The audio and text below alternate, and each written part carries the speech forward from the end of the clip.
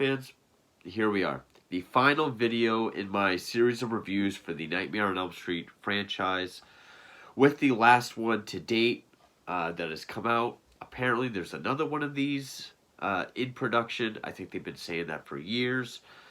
Probably won't come out eventually. I don't even know if that's true. But it was going to happen eventually. It happened in 2010, A Nightmare on Elm Street. Intended as a reboot, but nothing came of it, so might as well just call it a remake. I am so mixed on this film. It's not a good movie. I'm going to start by saying that. Now, I remember when this came out, I had mixed feelings. I was thinking, oh, it's another remake. Why and how are they going to do Elm Street with how original and unique it is? It's not Robert Englund as Freddy. That's going to be a huge thing. So I was very apprehensive when I saw it. I did go see it in theaters. I went by myself. That's a thing I did in high school, still do. And when I saw it in theaters, I liked it. I don't know if it was because I was still tainted by some of the later films in the series. And, oh, it's dark again. It's serious again. Freddy's scary and sinister again. I don't know if that was part of it. Some of the things they tried to do differently, which is very little, I respected at the time. But the more I saw it, and the more I watch it, the more I think about it, the more I just think this movie's just unneeded. Now, granted, it's not The Omen from 2006. It's not a complete recreation to the point where it's completely pointless. Even going before 2003, which is a completely different breed of remake that people need to stop confusing, pre and post 2003. It's not Gus Van Sant's Psycho. It's not a complete shot-for-shot, very meticulous recreation. And it's not The Omen. It's not, The Fog or anything like that. That's pretty much the same movie. But they do spend a lot of time recreating almost everything from the original film with very little of its own for it to stand on, that it almost is completely pointless. Now, of course, this is made by the absolute home of horror remakes, Platinum Dunes, produced by Michael Bay, I always get the names, Andrew Form and Brad Fuller. Those three guys that were behind Chainsaw Massacre, Amityville Horror, Friday the 13th, a number of other ones.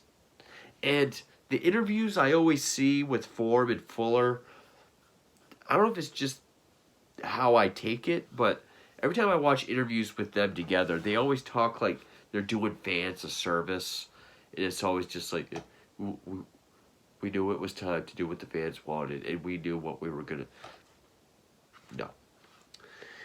But it was directed by Samuel Bayer, who was a first-time director, and like Marcus Nispel, who directed Chainsaw Massacre, Friday the 13th, this was his first movie.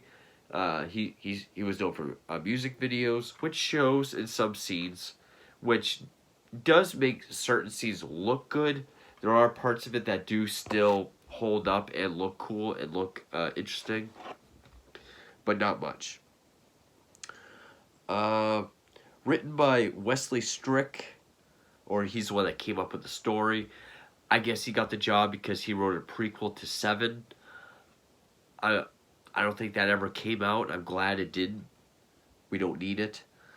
But then Eric Heiserer teamed up with Strick to do the final script.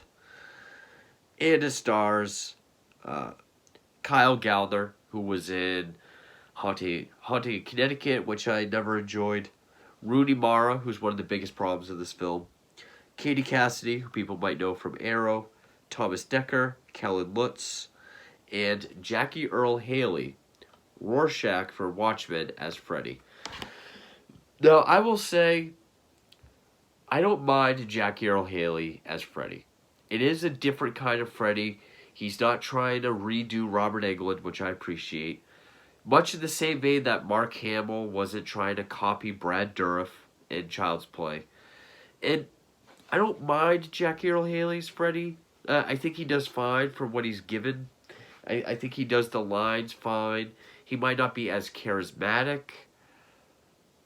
Some of his lines are a bit more sinister and land better than some other ones that are later in the series. But overall, he's not Robert Englund. It's like a new pair of shoes that doesn't quite fit right. I mean, he's fine, but yeah, it's huge shoes to fill. Also, they went with a different look. Other than going with the typical pepperoni pizza look, they did try to make him look more like a burn victim, which is fine. They even got the same effects people, even CGI people that did Two-Face for Dark Knight. It doesn't look near as good as Two-Face from Dark Knight. The CGI aspects of his face don't hold up. I do appreciate that they went with a more serious burn victim look, but yeah.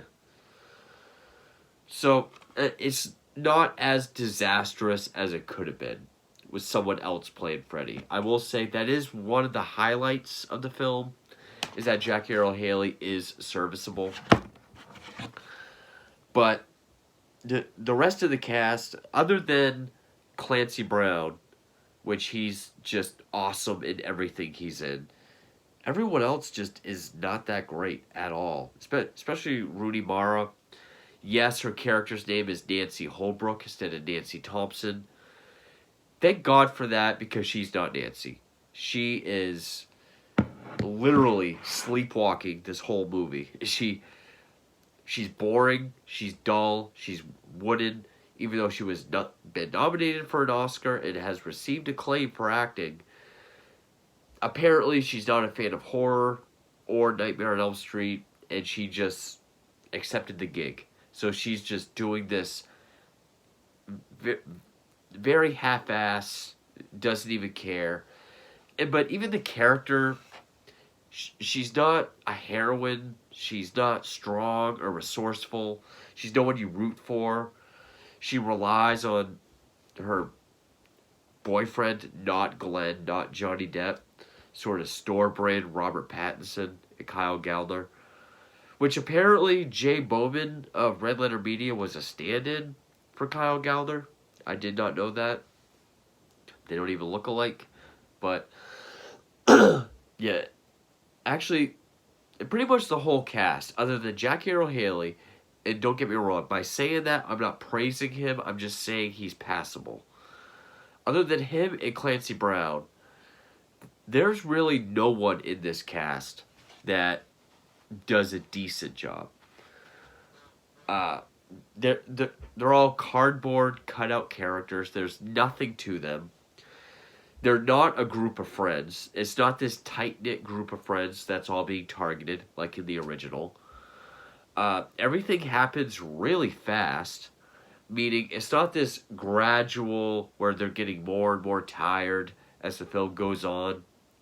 It's like right after the second death, which is within the first half hour, everyone is sleep deprived and having a hard time staying awake. It happens very quick, which is another theme with this movie. Everything that happens feels very rushed, and like they just threw it in there to have it. Quick example, Freddy's glove in the bathtub. We see his glove come up very slowly, start to reach for Nancy. We get a couple different angles, but then the knock on the door and it goes down. Here, it's just like it comes up, there's a knock on the door and it goes back down.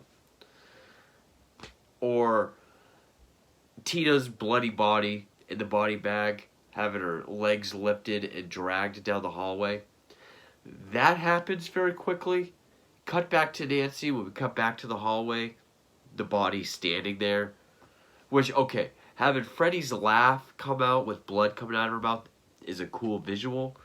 But you had her get dragged away just to have her stand there again.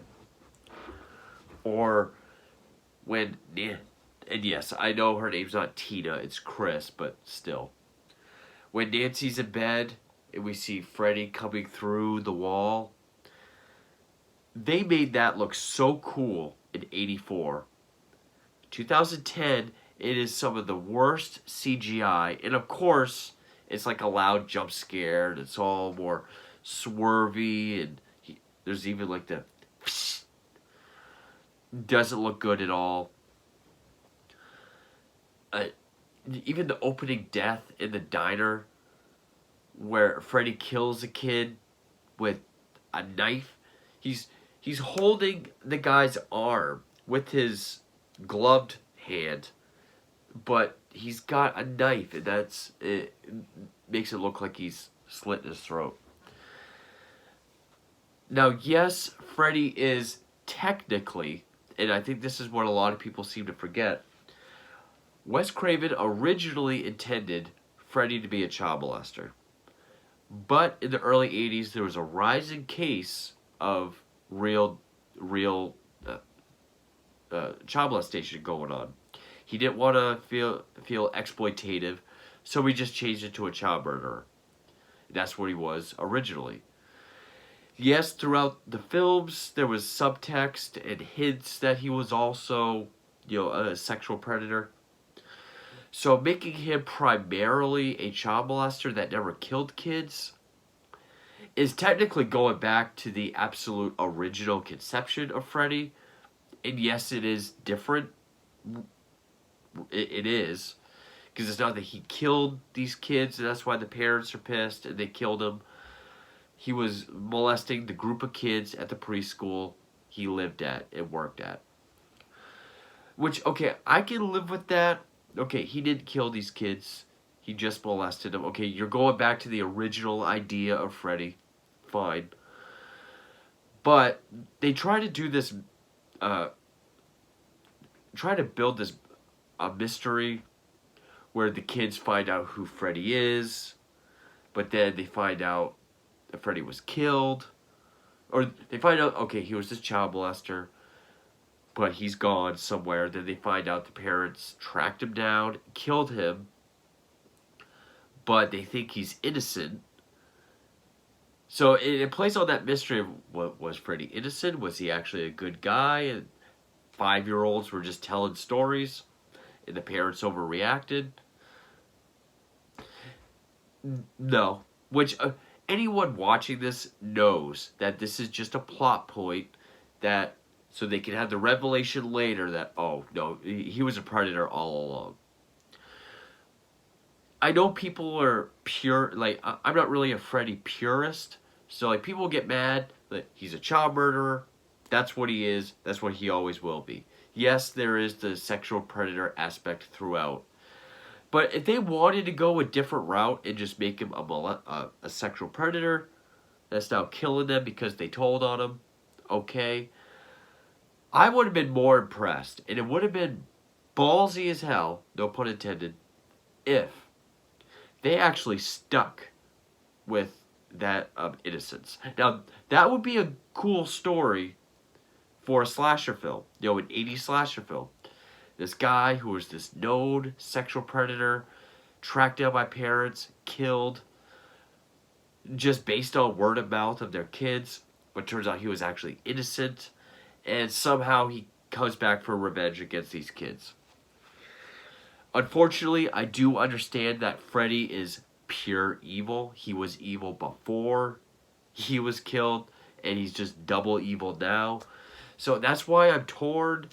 It doesn't bother me that they changed the kind of predator that he was, which apparently he still used the glove, but for scratching him, never killed him. It doesn't bother me that they changed him from killer to sexual predator, because, again, that's how he was originally intended. But I'm torn on the mystery aspect. Well, one, the mystery was stupid. It didn't need the mystery. On whether, like, if they have the mystery but go all out with it, he was innocent. But then that, to me, could be a cool story. But, on the other hand, I know that it would be like trying to make Michael Myers innocent about something. You can't make him sympathetic. It just doesn't work. So torn on that. And then just the whole thing with the dreams. The dreams, there's nothing really imaginative about them, and the which is a huge problem. Dream world, surreal. There, sky's the limit to the kind of visuals and what you can do. Here, all they really do is just change the setting of the room. Like, uh, Chris, when she's in class, she falls asleep, and then it's just like, classroom turns into a dark, run-down classroom with ashes everywhere. Which is another thing. In the original films, you can have characters walking around and everything seems normal. Then it slowly reveals that they're actually asleep and dreaming, which can build tension. Here, though, every time there's a dream, it's like this drastic, just whew, complete scenery change, as if you could tell the exact moment that they fall asleep. So the dreams are unimaginative, and it doesn't build that tension of blending reality and dreams, because it happens just like that. The only time it feels like a dream would be when not Glenn, Nancy's boyfriend, he's on the swim team, he goes under, or he's pulled under, because we don't get Nancy in the bathtub getting sucked under, so we have to have him do it. He's pulled under, but when he comes up to the surface, he's not at the pool. He's in some puddle in the industrial area where there's a boiler room, and he sees Freddy's death. He sees Freddy running for his life, chased by parents, which was cool to see, but I don't know if it was needed. I mean, it's kind of... I feel like we got everything we needed when Nancy's mom tells her the story that, oh, we all got together, we burnt him.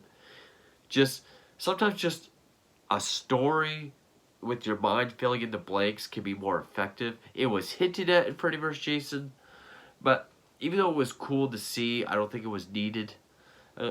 Just some things are better left as just a story. But, which also I've seen other people say, why are there boiler rooms in the dreams, but he lived in the basement of the school, and that's where he did stuff to kids? Well, because he was killed in the boiler room.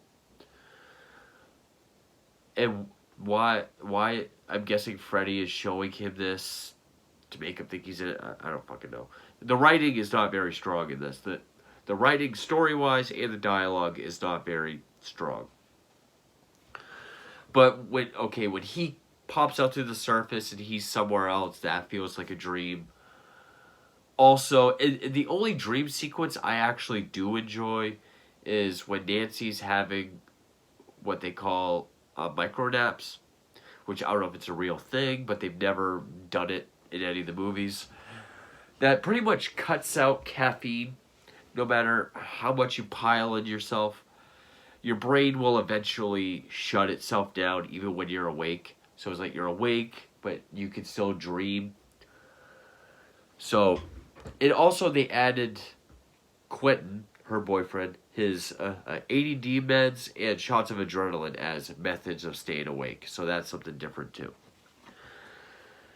When he's in the pharmacy trying to refill his script, and then Nancy goes in, and her brain is going in and out of dreaming. So we see pharmacy normal, flash of Freddy in a dark boiler room, normal pharmacy, flash of Freddy in a dark boiler room. Okay, that's a cool dream sequence. Also, the way it was filmed has that cool music video look to it, where it's like she looks down the aisle at the pharmacy, there's the front door, and it just goes dark, and the beam of the street light is shining through a silhouetted Freddy. I really like that scene.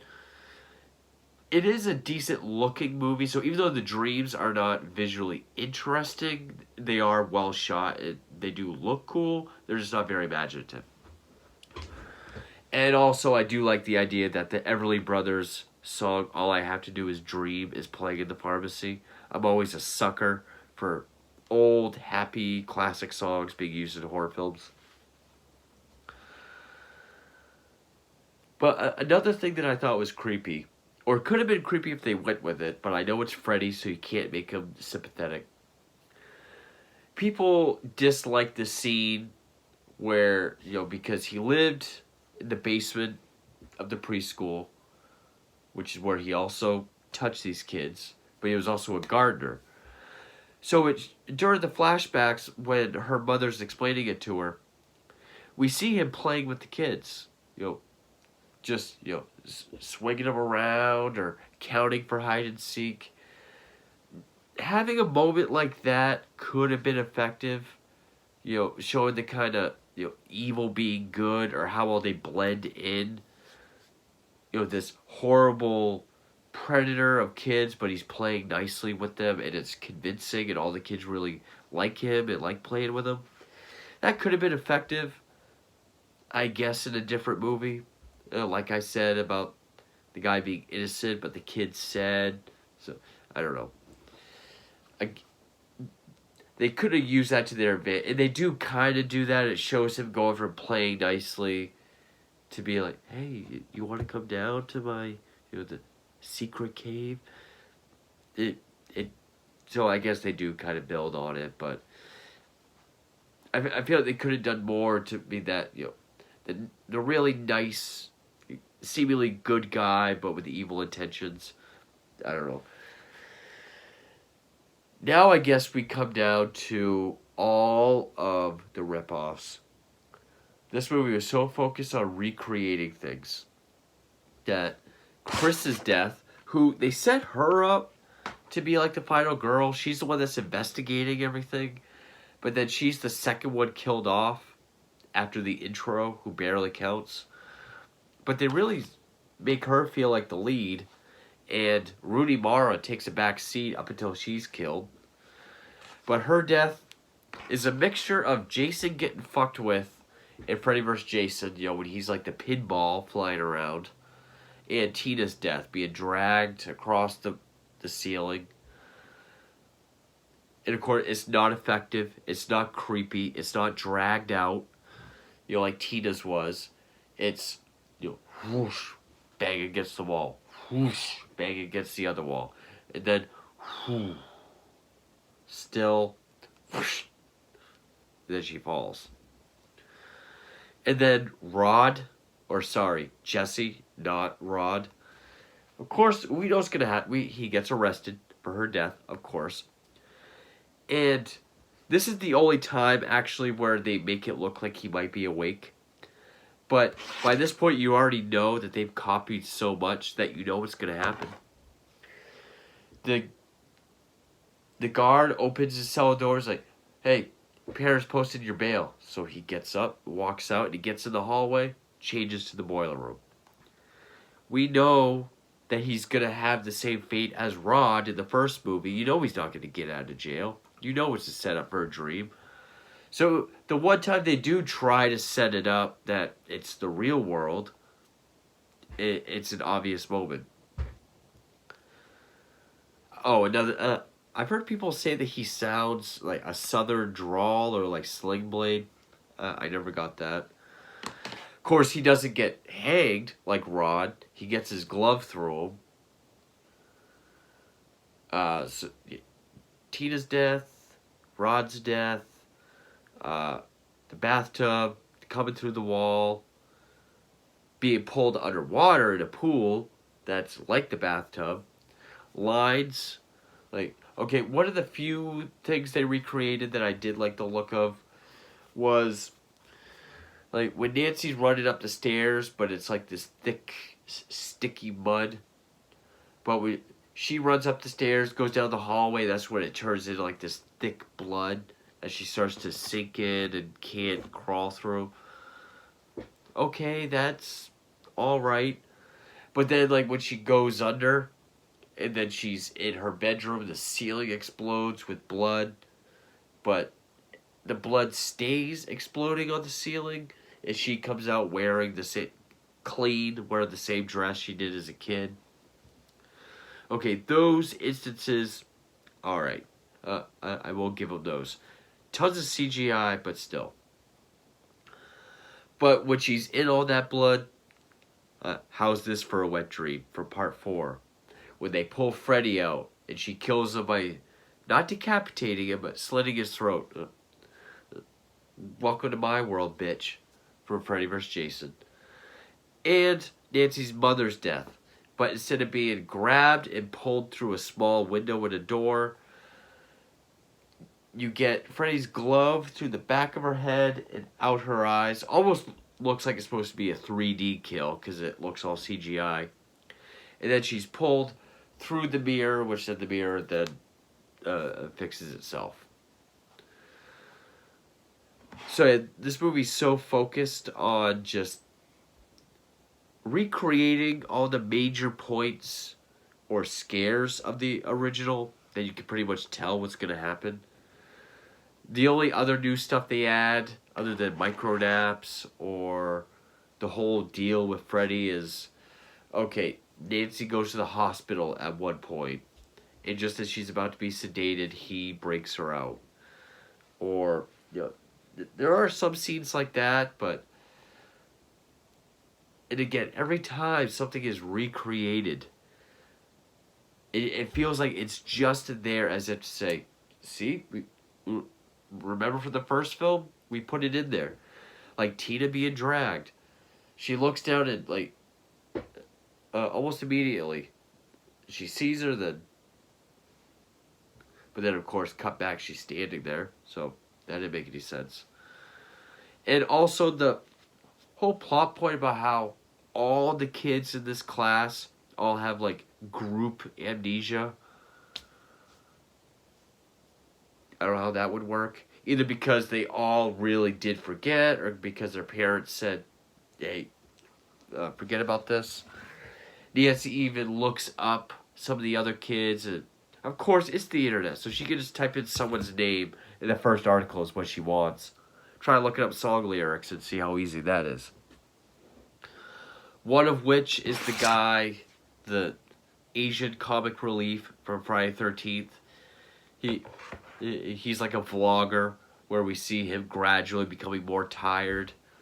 And then he falls asleep and he slams against the webcam. Which, if that kills him, who uploaded the video? Tons of convenience.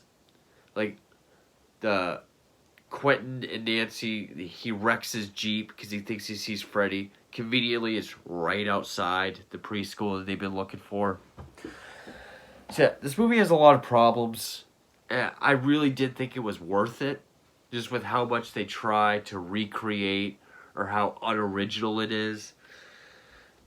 And the stuff they do try to change, like, again, I don't mind that Freddy was switched from a killer to a sexual predator. Again, that's what he was originally intended as. Okay, it works for me. And yeah, they do go really heavy on it, like him talking about his favorite dresses and licking her face or whatever. But the whole thing about is he innocent or guilty, he's too much of an iconic, pure evil character that doesn't work. But had they put the mystery in there, I would have rather they just went all the way with it. It just made him innocent. Go different. Sure. I'm also not a purist, but... and, yeah. I will say Freddy's lines are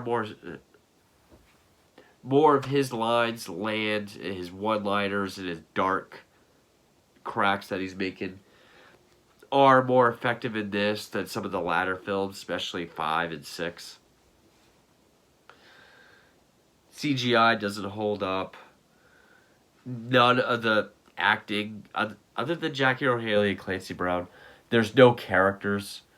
You don't buy any of the chemistry. They're not a tight group of friends that's being picked off one by one.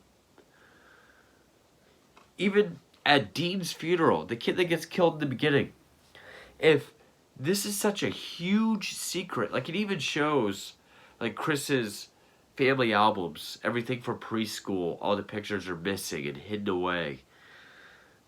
If it was this big mystery that the parents are trying to hide, Why are there preschool pictures in the collage at Dean's funeral? That's what kind of spawns this whole thing as to, did we all know each other? So yeah, as much as I say I'd rather see a remake kind of tell the same story but in the opposite fashion. Perfect example I always use is a Suspiria, or even remakes that do kind of tell the same story but in a different way, or are pretty much the same. Hills Have Eyes. That's pretty much a complete recreation up until the third act. That movie's awesome. They don't do enough to warrant this film's existence. It is clearly just a sort of, hey, let's make some money, let's introduce it to a new generation so we can make a new line of sequels. It was made for what, 30 something million, and cost 35 million, grossed 117.7. So it was a huge hit. And of course, nothing came of it, so the next Freddy movie has to be another remake or reboot. But yeah, this is a movie that I liked it when I first saw it, but the more I see it, the more I think about it, the more I see its problems, the more I see it's just a recreation, more of a product. And yeah, is it one of the worst remakes of that period, 03 to present? No. I would say this is better than The Omen, The Fog, Prom Night. Omen, The Fog, Prom Night. I'd say this is better than Black Christmas. Both of them. Stepfather, Hitcher, Silent Night. I might even like this more than Amityville, to be honest. So, that's almost 10 other remakes that I would put this over. So, it's not one of the worst, but it's still pretty bad. And, again, not enough to it to warrant its existence. But with that, I am now done with the Nightmare on Elm Street series. From 1 to Wes Craven's New Nightmare, to Freddy vs. Jason, to the remake. Yes, I do have Never Sleep Again in here as well, but I'm actually glad I'm finally done. I hope you enjoyed this series of reviews. I got nothing planned now, so I guess it'll be a surprise what's next. But anyway, thank you for sticking with me through all these, and thank you for watching.